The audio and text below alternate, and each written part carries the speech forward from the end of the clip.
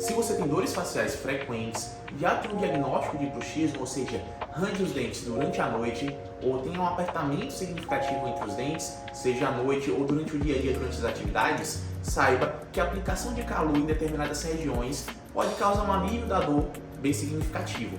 Essa aplicação de calor, essa termoterapia, ela deve ser de no mínimo 20 minutos em cada região, tá? Então geralmente a gente aplica na região do músculo temporal e na região do músculo masseter. A aplicação também na região dos músculos cervicais tende a causar um alívio bem significativo, já que a grande maioria das disfunções temporomandibulares são de origem muscular.